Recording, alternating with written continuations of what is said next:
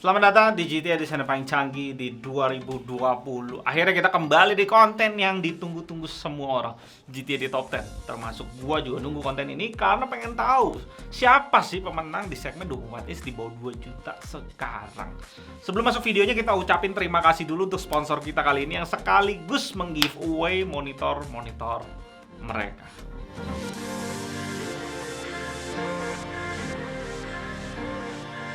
Sedikit histori buat kalian yang baru nonton, GTA di Top 10 segmen ini udah pernah kita buat di bulan April, tepatnya 1 April. 8 bulan berlalu dan seperti gue bilang di video sebelum-sebelumnya, segmen ini bisa menentukan sekali brand itu di kelas mana di segmen lainnya. Karena di sini mewakili porsi yang sangat gede dalam total penjualan monitor satu Indonesia. Sorry agak telat guys, bikin ini idealnya kan awal Desember ya, supaya kalian bisa belanja di 12-12. Tapi karena beberapa monitor launch juga deket-deket ini, di akhir Desember juga, jadi kita mesti tunggu dulu dan ngetes juga supaya data yang kita kasih lebih valid. Dan sedikit info buat kalian sebelum masuk ke videonya, karena faktor saking banyaknya persaingan monitor di kelas ini juga, walaupun ini GTA di Top 10, ternyata kita harus masukin total 14 monitor di kelas ini.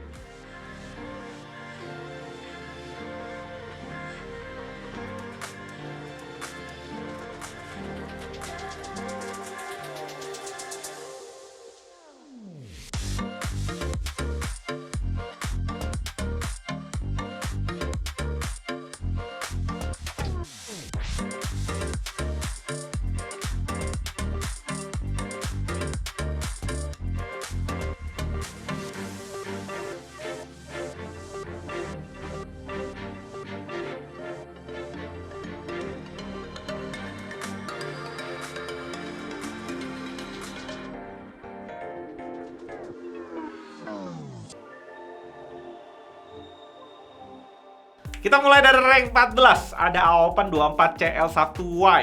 Monitor yang belum lama ya kita review, di monitor ini masih belum bezel-less.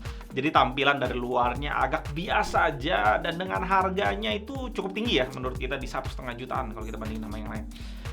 Berikutnya di rank 13 ada Acer EK 240Y sebagai monitor termurah 24 inch IPS. Tentunya dengan berbagai penyesuaian di build quality dan desainnya yang masuk kelas mediocre atau rata-rata. Di rank 12 ada ViewSonic VA2432H yang awalnya sebenarnya cukup solid kualitasnya, tapi jadi nggak worth it karena tipe kakaknya di VX2481 yang tiba-tiba banting harga di akhir 2020 ini. Nanti ada juga listnya. Rank 11 ada MSI Pro MP242. Cukup oke kualitasnya, cuma desain bodinya agak kaku dan kurang appealing di mata. Garansinya aja yang bagus di 3 tahun, dan karena ini brand MSI yang cukup kuat di benak para gamer tentunya, karena peripheral MSI di segmen PC sangat-sangat menarik. Berikutnya di rank 10 dengan poin yang sama dengan rank 11 ada AOC 24B1X5. Monitor refresh dari AOC yang agak nanggung kalau kita lihat di berbagai sisinya. Cuma memang harganya udah sentuh 1,5 jutaan. Rank 9 ada Philips 241V8. Ini salah satu monitor yang kita review di segmen di bawah 2 juta yang punya kualitas panel luar biasa dan melebihi monitor lainnya kalau gue lihat dari hasil data color. Color gamutnya dia paling tinggi di antara yang lain. Tapi memang body, desain, dan garansinya yang membuat dia ada di rank ini. Kalau Philips murahin lagi harganya, gue rasa monitor ini bisa meledak penjualannya di pasaran. Dari segi panel udah oke banget soalnya. Rank 8 ada Asus VA24EHE yang belum kita sempat review tapi udah selesai kita tes demi ngejar di Top 10 ini. Menariknya Asus nggak mau ketinggalan di segmen ini, cuma harganya seperti biasa, Asus nggak mau jual murah. Tapi apakah monitor ini akan dibanting Asus seperti monitor yang mereka kemarin VG249Q yang di 3,7 jutaan jadi 2,9 juta? Kalau monitor ini juga dibanting jadi 1,5 juta sih mantap betul Asus. Rank 7 masih bertahan LG 24MK600 yang di GTA di Top 10 sebelumnya di rank 3. Ini monitor memang selalu menarik untuk dimension, cuma garansinya LG aja yang masih 1+2 yang membuat dia kurang menarik dari rank-rank di atasnya. Rank 6 berikutnya ada Dell S2421HN. Jujur untuk Dell ini walaupun mahal, dia layak di posisi ini karena dia satu-satunya warna putih dan paduan silver di kelas di bawah 2 juta. Value warna putih itu jadi menarik karena Dell ini punya desain yang keren banget. Monitor-monitor setelah ini udah makin ketat persaingannya. Kalian lihat hasil total poinnya udah sangat-sangat mepet banget. Ranknya cuma masih bertahan pemenang kita di GTD Top 10 sebelumnya. Ya, AOC 24K2E5. Dan kayaknya sekarang harganya udah cukup normal di 1,8 juta. Dimana sebelum-sebelumnya, yaitu beberapa bulan lalu, tepatnya pas goib, harga bisa di atas 2 juta, sampai 3 juta bahkan. Kocak banget sih pas goib. Dan memang AOC ini yang orang banyak suka karena modelnya gaming banget untuk monitor 1,8 juta. Berikutnya kita masuk ke rank 4, ada HP 24MH yang memang udah kasih kita segalanya di harga 1,9 juta. Speaker, ergonomic stand yang lumayan oke, dan terutama kasih garansi 3 tahun full. Tapi tentunya HP langsung dilibas oleh Samsung S24 R350 dan nempatin rank 3 kali ini. Untuk brand sekali Samsung masuk perang, langsung di harga 1,6 juta sih memang shock terapi buat brand lainnya. Karena kita sama-sama tahu Samsung udah terkenal banget di segmen smartphone untuk panelnya. Kualitas panelnya memang ciamik ya. Di monitornya ini udah kasih build quality yang solid dengan brightness yang pas kita tes memang tinggi sekali untuk segmen 24 inch di bawah 2 juta di 314 nits. Rank 2 berikutnya tentunya ada Lenovo E2420 yang amazing banget di harga dan garansinya 3 tahun. Kasih kita speaker, ergonomic stand, kesolidan body, dan panelnya luar biasa kualitasnya, hampir seperti udah dikalibrasi.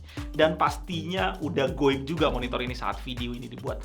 Bahkan ada orang yang jual sampai harga 4 juta. Nggak masuk akal dah.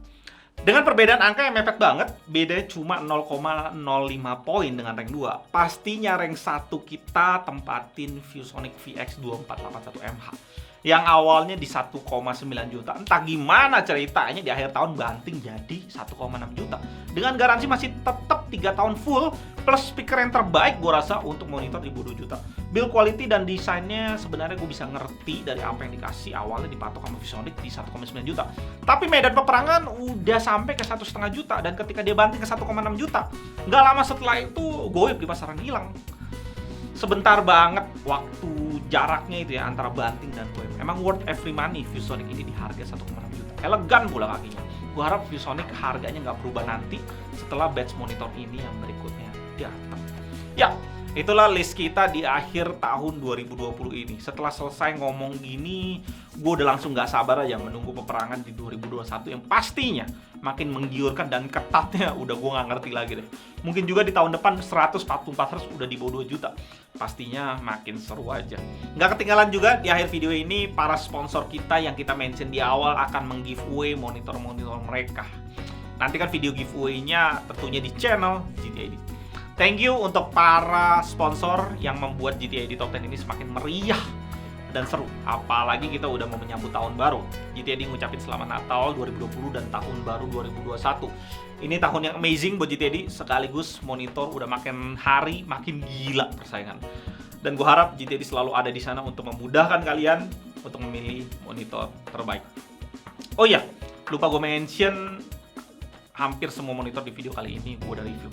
Linknya ada di deskripsi di bawah kalau kalian mau nonton satu persatu. Tetap canggih guys. Gue Aldun dari GTID. Sampai jumpa.